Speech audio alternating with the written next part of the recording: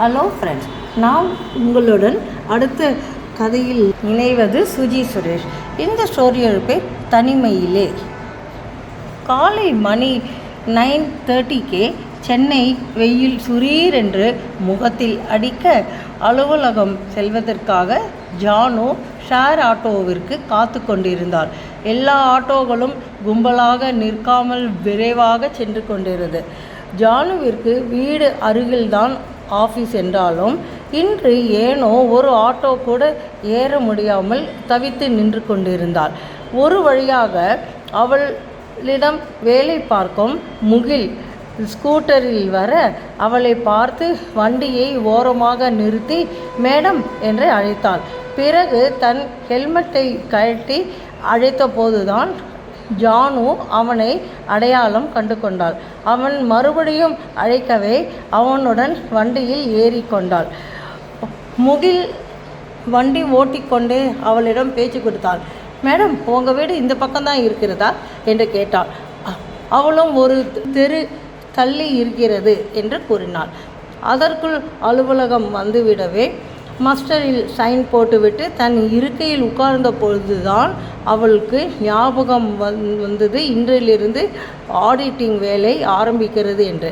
இன்னும் 7 மாதத்தில் ரிட்டையர்மெண்ட் ஆக போகிறது.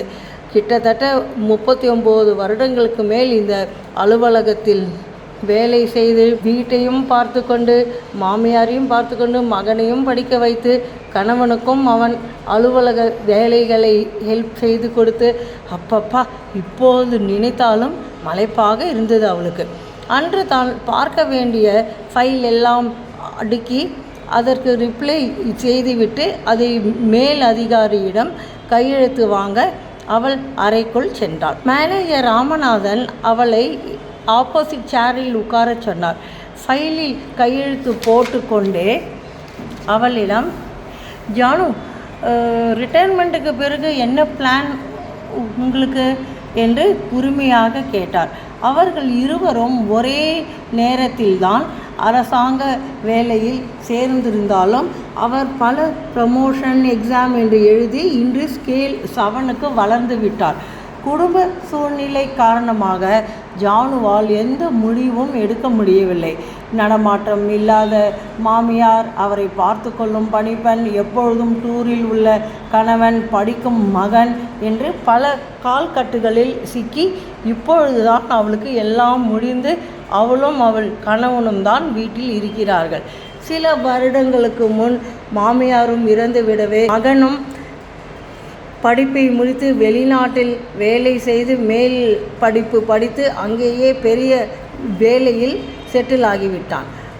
அவனோடு படித்து வேலை பார்க்கும் ரேணுவையும் திருமணம் செய்து சந்தோஷமாக அமெரிக்காவில் வாழ்கிறான். மேனேஜர் அவள் முகம் முன் சொடுக்கு போட்ட போதுதான் தன் சுயத்திற்கு வந்தாள்.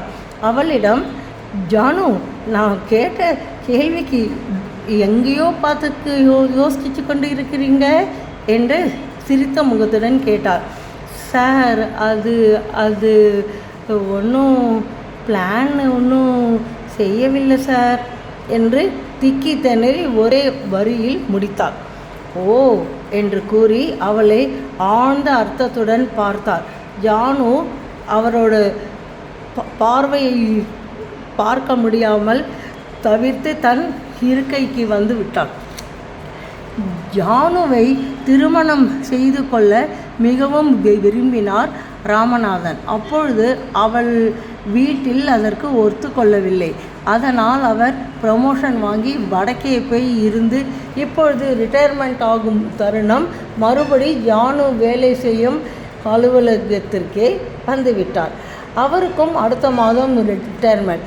வடக்கே சென்று மேல் படிப்பு படித்து கொண்டே வேலை பார்த்ததில் பதவி உயர்வு என்று நிறைய வந்து கொண்டிருந்தாலும் வாழ்க்கையில் ஒரு பதவி உயர்வு கூட அவர் கண்டதில்லை.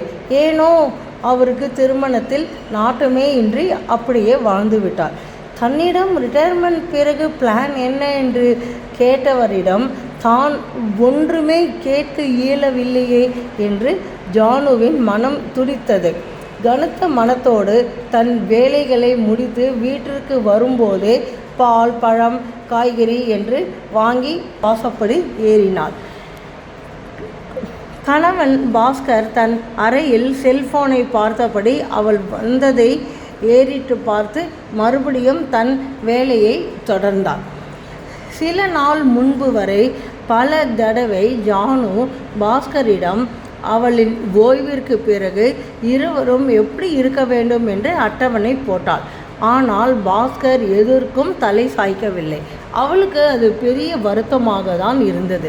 காலையில் சேர்ந்து எழுந்துவது, தோட்டத்தில் உட்கார்ந்து செடிகளுக்கு தண்ணீர் விட்டுக்கொண்டே இருவரும் காஃபி குடிப்பது, பிறகு நடைப்பயிற்சி செய்து வாரம் 2 முறை கோவிலுக்கு செல்வது, ஒரு நாள் ஹோட்டலில் சாப்பிடுவது, காரை எடுத்துக்கொண்டு 2 நாட்கள் கும்பகோணம், தஞ்சாவூர் என்று சென்று சில கோவில்கள் பார்த்து அவருக்கு சமையல் வேலைகளை தானும் கற்றுக் கொடுத்து அவரிடமிருந்து மியூச்சுவல் ஃபண்ட், ஷேர் இன்வெஸ்ட்மெண்ட் என்று தானும் கற்றுக்கொள்வது, இப்படி பல கனவுகள் ஜானுவிற்கு. பெரிய ஏமாற்றம். ஆனால் பாஸ்கர் எதற்கும் தலை சாய்க்கவில்லை. அவளுக்கு அது பெரிய வருத்தமாகத்தான் இருந்தது.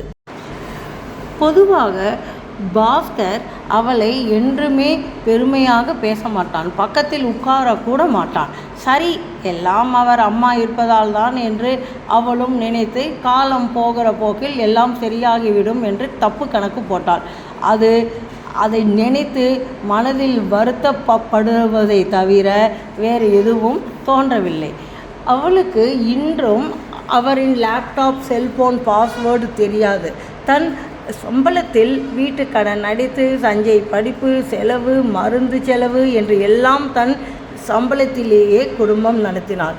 சில பெரிய செலவுகள் எதிர்பாராத விதமாக வந்தால் மட்டும் பாஸ்கரிடம் கேட்பாள். அதுவும் பல கேள்விகள் கேட்டு குடைந்து அரை மனதோடு அவர் கொடுப்பார். இது நாள் வரை அவளை கடைக்கு அழைத்து சென்று அவளுக்கு பிடித்த புடவை வாங்கி கொடுத்தது கிடையாது. டூர் சென்று வரும்பொழுது ஒரே மாதிரி 4 புடவைகள் வாங்கி வருவார். ஜானுவும் எதுவும் பேசாமல் இருந்து விடுவாள். அவளை 5 ஸ்டார் ஹோட்டலுக்கு கூட கூட்டி சென்றிருக்கிறார். ஆனால் உணவு கூட அவர் ஆர்டர் செய்ததை தான் ஜானு சாப்பிட வேண்டும்.